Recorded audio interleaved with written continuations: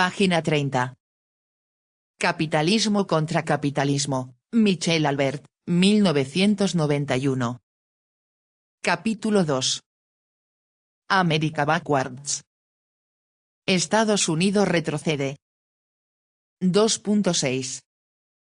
La pesadilla de los déficits.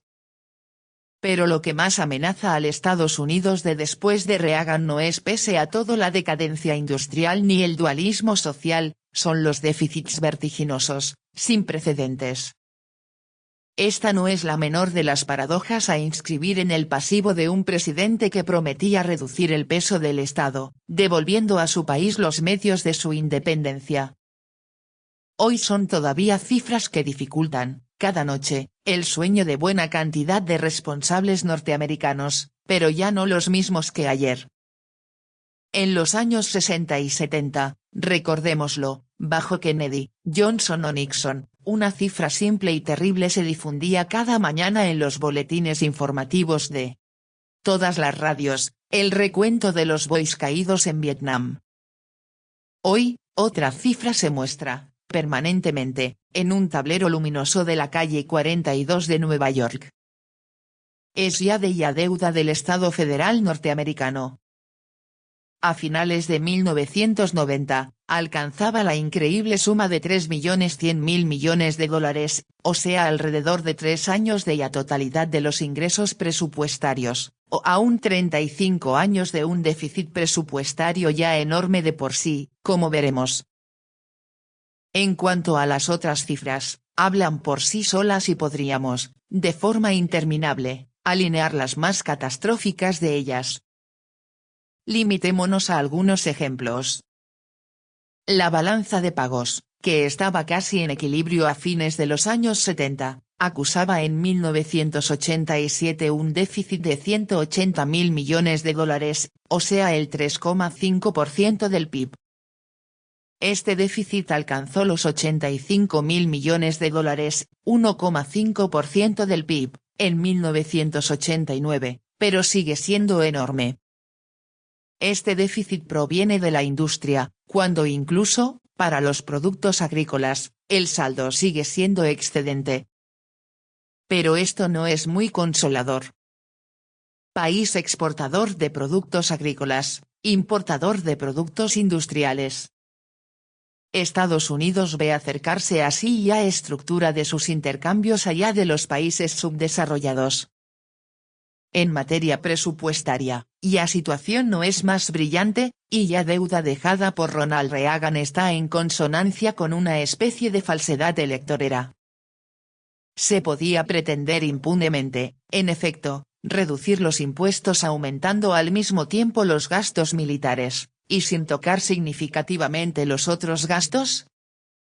El economista Lester Thurow, del MIT, propuso el siguiente epitafio para Ronald Reagan: aquí yace el hombre que condujo a una gran potencia de la categoría de acreedor mundial allá de deudor, con una rapidez desconocida hasta entonces. En los últimos años, el déficit fiscal ha sido, por lo tanto, de alrededor de $150.000 millones por año, 3% del PIB. Pero, ¿cómo reducirlo?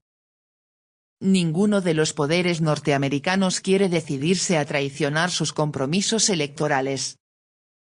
No es conveniente, para el presidente, aceptar un aumento de los impuestos o un descenso de los gastos militares. Para el Congreso, no es conveniente tocar los gastos sociales. El regreso al equilibrio no es inminente. Ahora bien, en teoría, esa famosa vuelta al equilibrio en 5 años ha sido impuesta por una ley, la ley Graham-Rudman-Ollings, que preveía, en caso de necesidad, recortes automáticos en los créditos.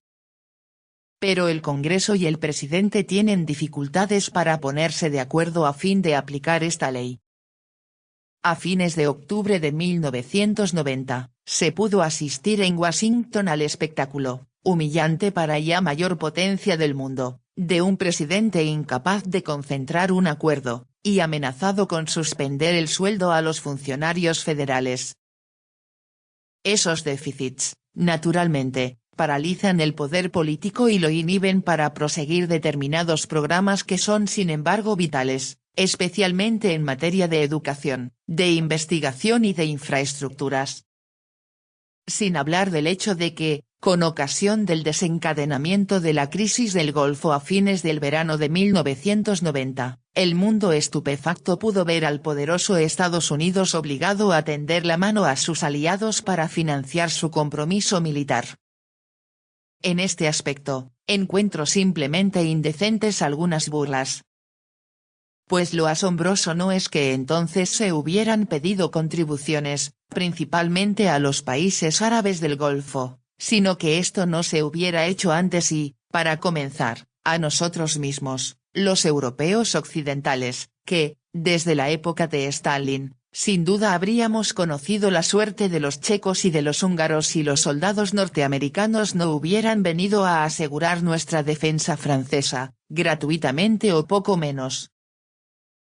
Página 31.